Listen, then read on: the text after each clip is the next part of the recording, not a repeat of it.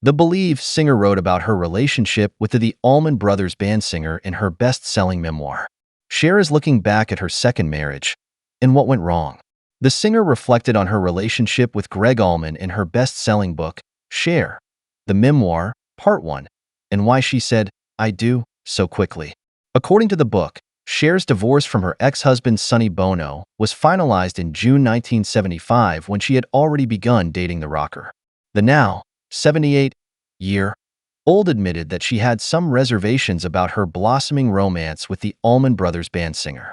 "I didn't know whether my relationship with Gregory would last or not," the star wrote, as quoted by People magazine on Wednesday. "I was living each day as it came," she shared. "Then I found out I was pregnant, and we decided to get married." According to the outlet, Cher wanted to be married if she was having a baby. "I just kept putting one foot in front of the other," wrote Cher, as quoted by the outlet. "The future is never written in stone.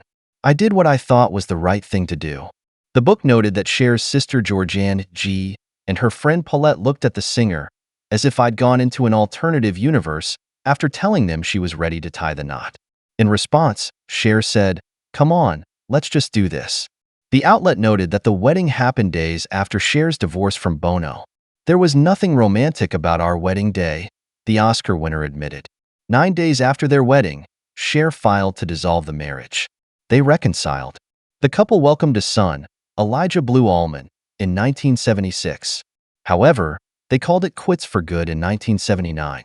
The New York Post previously reported that the Believe singer originally filed for divorce after allegedly finding a plastic bag full of white powder that belonged to her spouse. Things only worsened when she later learned that Allman had a crippling addiction to heroin. "I told him over the phone, 'I'm just so tired of doing this, Gregory. I'm so tired of going to rehab with you,'" she recalled, as quoted by the outlet. "He was quiet on the other end of the line. 'But I keep going,' he said softly. His answer stopped me in my tracks because it was true," Cher continued. "He kept going to rehab, kept trying to get clean, kept making an effort despite failing in the past. In that moment, instead of thinking of my own exhaustion, I empathized with him." Cher wrote that her breaking point came after Allman suffered a paranoid breakdown one night. "He insisted he saw men with guns in the backyard," the Grammy winner wrote. She called the moment the last straw. "It was not safe for the kids," said Cher. "It only happened once, but I couldn't risk it." The I'm No Angel singer died in 2017 from liver cancer. He was 69.